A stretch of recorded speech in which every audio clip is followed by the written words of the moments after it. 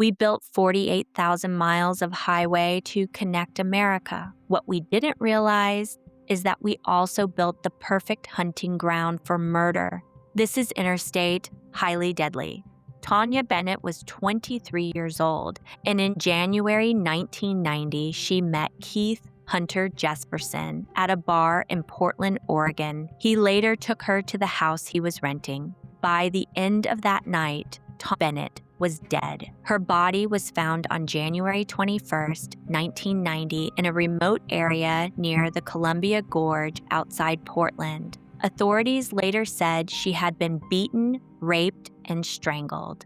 That is where this story should start. Not with his nickname, not with the smiley face gimmick, not with the weird media mythology that always seems to grow around men like this. Because serial killers love becoming the main character, the victims are the ones who get pushed into the margins if you let that happen, and Keith Jesperson absolutely wanted attention. He wanted it bad. At first, he didn't get it. Instead, 2 other people got pulled into the Bennett case, Laverne Pavlinac and her boyfriend John Sosnovsky. Pavlinac falsely confessed and implicated Sosnovsky, and the case moved forward with the wrong people taking the fall.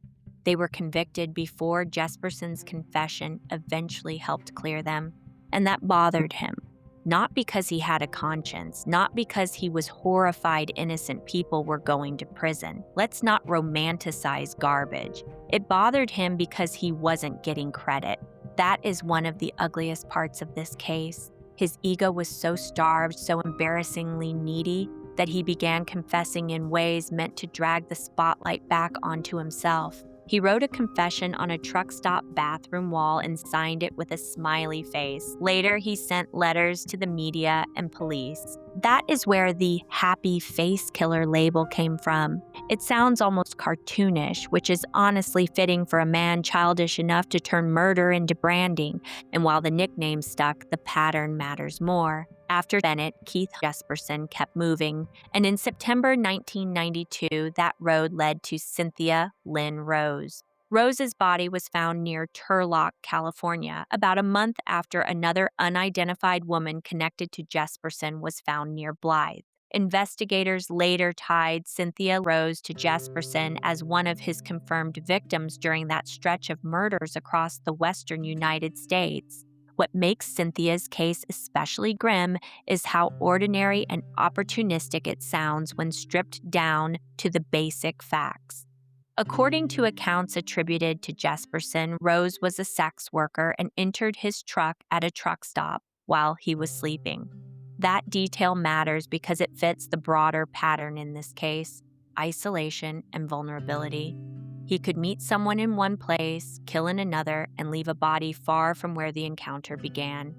People sometimes talk about them like they were criminal masterminds. Most were not. A lot of the time, they were just men with access and enough anonymity to keep slipping between jurisdictions before anyone could connect the dots. Jesperson used the road as camouflage. By 1992, he was already learning that America's highways made it easier to disappear women than to answer for them. That is not genius. That is a system failure he exploited. Cynthia Rose was one of the women swallowed by that system. Her murder came during a concentrated period of killing.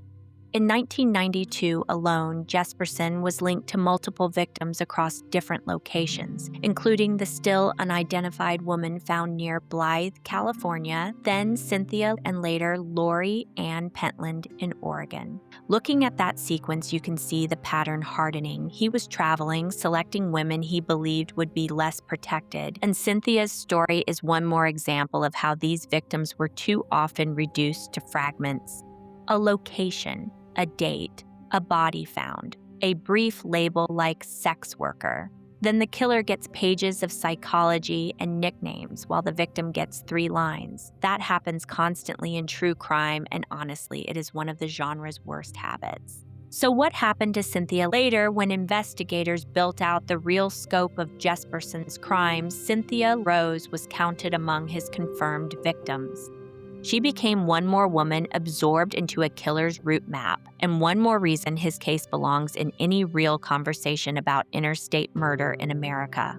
By November 1992, Keith was no longer in the chaos of a first kill. At that point, a pattern was already taking shape. Women were ending up dead in different places, far enough apart to make the violence feel scattered, but not random. Laurie Ann Pentland became one of the women caught inside that pattern. She was from Salem, Oregon, and she was later identified as one of Jesperson's confirmed victims. Her body was found in November 1992. What happened to Laurie, based on accounts later attributed to Jesperson, was brutally simple. He claimed that after sex, Pentland tried to raise the amount of money she wanted, and he used that as the reason he killed her. That explanation is worth exactly what it sounds like. Almost nothing. It is not insight. It is not complexity. It is a violent man framing murder as if it were a reaction to inconvenience. A short summary, a quick label, a few lines about where the body was found, then people move on. But Laurie Pentland's murder says something bigger about how these crimes worked. Jesperson kept crossing space faster than investigators could build a full picture. There is nothing glamorous about this case, no genius strategy, no criminal mastermind energy. Strip away the nickname, and what you have is a man exploiting isolation, vulnerability, and the fact that some victims were less likely to trigger immediate urgency from the public. Women in prostitution were especially exposed to that kind of danger. Predators knew it then, and too often the system proved them right. By then, Jesperson had already been linked to Bennett, an unidentified woman near Blythe, and Cynthia. Laurie's death sits in the middle of that growing trail, when the murders were becoming less isolated incidents and more clearly part of an expanding sequence. Looking back now, the pattern is visible. At the time, it was easier for geography to break the story into pieces. So the clearest way to say what happened to Laurie Pentland is this. She was a woman from Salem, Oregon, whose life intersected with Jesperson in 1992. He eventually received a life sentence tied to her murder. And that is the truth underneath the case, not just that she died, not just that she became part of his victim count. It is that Laurie was turned into one more name on a map of violence that stretched across states, and one more reminder that mobility can help a killer hide in plain sight when the victims are women society is too willing to overlook. Then comes Patricia Skiple. For years, she was not even known by name. When her body was found near Santa Nella, California in June 1993, police initially believed they might be looking at a drug overdose, not a homicide tied to a serial killer. That alone tells you a lot about how women on the edges of society could disappear into bad assumptions almost instantly. Patricia Skiple was 45 years old, and it took decades for her to be identified. She was finally named publicly in 2022. That delay matters, because when a victim is unidentified for that long, the killer gets time, the case gets distance, and the woman herself starts to vanish into paperwork. She becomes Jane Doe, then a location, then a date, then maybe a side note in somebody else's timeline. Patricia deserved better than that. According to Jesperson's later account, he knew her by another name, either Carla or Cindy. That tells you how disposable these encounters were to him. Even when he confessed, he often could not or would not give investigators a full, real identity. He remembered enough to brag, but not enough to honor the actual person he had killed. What makes Patricia's case especially disturbing is how easy it was at first to explain her away. A dead woman found near a highway corridor, initial suspicion of overdose, no immediate obvious public identity, no quick national outcry. That is exactly the kind of gap a predator like Jesperson could use. He did not need brilliance. He needed victims who were less protected by systems, less likely to be urgently searched for, and more likely to be misread after death. Patricia Skiple's case fits that brutal pattern almost perfectly. Bennett shows the beginning. Cynthia and Laurie Ann show the pattern expanding. Patricia shows something even colder. By 1993, women were not just being murdered, they were being buried under delay. Her case demonstrates how easily a homicide could be swallowed by bad assumptions when the victim was already living a precarious life. She was killed by Jesperson in California in 1993. For years, she remained unidentified. And honestly, that is the gut punch. Not just that she was killed, that she was gone for years without her name attached to her own story. Then there was Suzanne Kjellenberg.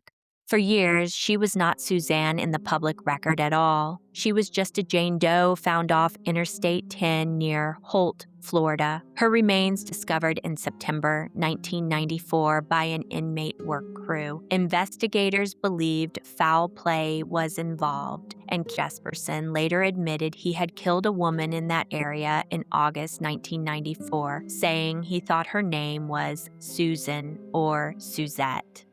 But a real name did not come quickly.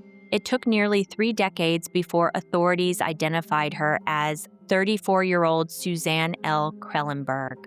That gap is the story as much as the murder is, because when someone stays unidentified that long, the world starts treating the case like a puzzle instead of a life. A body near the road, a file number, a forensic sketch, maybe a few local headlines. Then silence. Suzanne was effectively trapped inside that silence until 2023, when genetic genealogy work finally produced leads that allowed investigators to name her.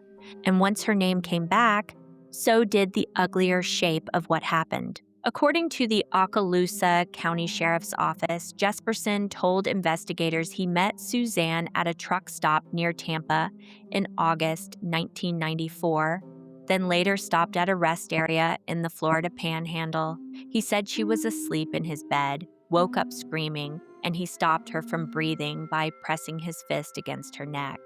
He also said he later put zip ties around her throat before driving on and disposing of her body near the Holt exit on I-10. Those details were part of a 2023 follow-up interview with investigators at Oregon State Penitentiary after her identification was confirmed. What hits hardest here is not that the violence was elaborate. It was not. It was immediate, controlling, and ugly in the same way so many of these murders were.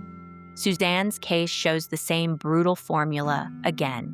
A woman in a transient situation, a man able to keep moving, and a crime scene stretched across distance so that one encounter in one part of Florida ended with a body left somewhere else entirely. Geography did not just help hide the act. It diluted urgency after the fact. Suzanne's case also matters because it closed a terrible chapter in this victim list. When Okaloosa County announced her identification on October 3rd, 2023, officials described her as the final unidentified victim of Jesperson's known murder spree. That does not make the case feel finished in any emotional sense, but it does mean one woman who had been reduced to Jane Doe for 29 years finally got her name back, and Jesperson was charged in her murder. The human part is worse. Suzanne spent 29 years as a roadside question mark before anyone could say with certainty who had been lost. By March 1995, Jesperson's run was almost over, even if nobody had fully said it out loud yet. The woman who would become his last confirmed victim was Julie Winningham, a 41-year-old from Washington. Reporting and case summaries agree on the core facts. Jesperson killed her in March 1995, left her body near a road outside Washougal, Washington, and that murder is the one that led directly to his arrest. What happened to Julie was not some elaborate finale. It was the same kind of controlling violence that had marked the earlier murders. When Jesperson later pleaded guilty, Associated Press reporting said he admitted to strangling a woman and dumping her nude body along a road the previous March. That woman was Julie Winningham. Julie matters in this timeline for a reason beyond being the last one. Her murder is the point where the pattern finally collapsed in on him. Jesperson was arrested on March 30th, 1995 for her murder. Police had questioned him earlier but did not yet have enough to hold him. In the days after that contact, he apparently concluded arrest was coming and ultimately turned himself in, hoping it would help him at sentencing. In other words, this was not a brilliant vanishing act cut short by genius detective work at the final second. Pressure was building, and he knew it. Bennett opens the story. Suzanne Kjellenberg and Patricia Skiple show how women could be lost for years inside distance and delay. But Julie's murder is where the movement ends. After years of crossing states and leaving women behind him, this is the point where the road stopped protecting him. A few months later, in October 1995, he pleaded guilty in connection with her killing, avoiding an aggravated murder trial that could have exposed even more in court. Her killing became the case that finally ended his known spree, and his later guilty plea locked that fact into the record. Julie was not just the final victim in a list. She was the woman whose murder stopped the sequence. Without that case, the trail might have stretched even farther. Jesperson's M.O. was not flashy. That's exactly what made it dangerous. He gravitated toward women in exposed, unstable situations. Women moving through truck stops, roadside spaces, and places where anonymity did half the work for him.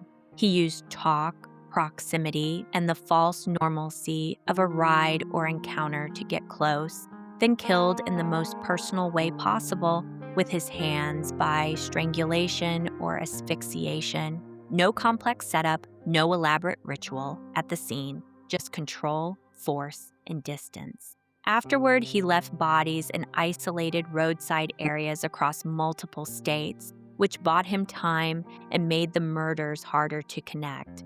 And then came the part that turned him from predator into attention addict. The letters, the confessions, the smiley faces. That was his real pattern. Not genius, not mystery, just a violent man using America's roads as camouflage and then begging to be noticed for what he'd done. What's established is that 8 murders are confirmed. Jesperson himself claimed far more, at times as many as 160. But those larger numbers are not accepted as fact. Investigators reopened additional cases after his confessions, and some agencies have publicly treated other deaths as possible Jesperson victims, including one still unidentified woman in Riverside County, California. He most likely murdered other women beyond the original core cases because law enforcement has continued investigating additional suspected victims, and at least one more victim remained unidentified as of early 2024. But it would be sloppy to say he definitely killed dozens or hundreds just because he said so. He was an attention-seeking liar as well as a killer, which makes his self-reported numbers unreliable. Jesperson did not turn himself in because he found a conscience. He turned himself in because he knew police were closing in after Julie's murder, and he hoped surrendering might help him when it came time to face sentencing. Jesperson was born on April 6, 1955 in Chilliwack, British Columbia, and later grew up in Selah, Washington after his family moved. He was the middle of 5 children, and nearly every serious summary of his early life describes the same broad picture. A big, awkward kid, isolated from other children with a harsh home environment, and a father described as domineering and alcoholic.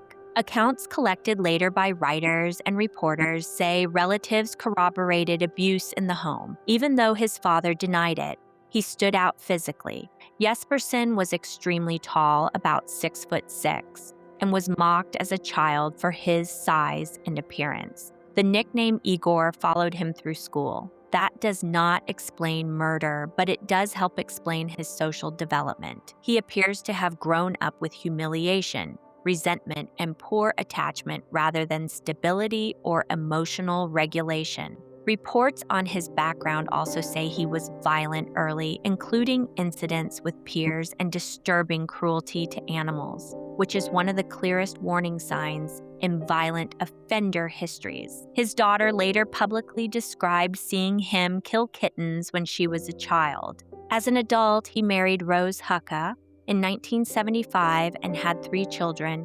He worked in freight and over-the-road hauling, built a family life on the surface, and looked outwardly ordinary enough to move through the world without triggering alarm. But the marriage deteriorated and the divorce was finalized in 1990, the same year his known murder series began. That timing does not prove causation, but it is hard to ignore the overlap between the collapse of his domestic life and the start of his confirmed killings. So what do we actually know about him beyond the nickname? He was attention-hungry, resentful, controlling, and eager to manipulate the story after the fact. The smiley face letters and bathroom wall confessions were not just taunts, they were ego maintenance. He wanted recognition. The wrongful conviction of 2 people in the Bennett case reportedly bothered him not because innocent people were suffering, but because someone else was getting credit for his crime. That says a lot.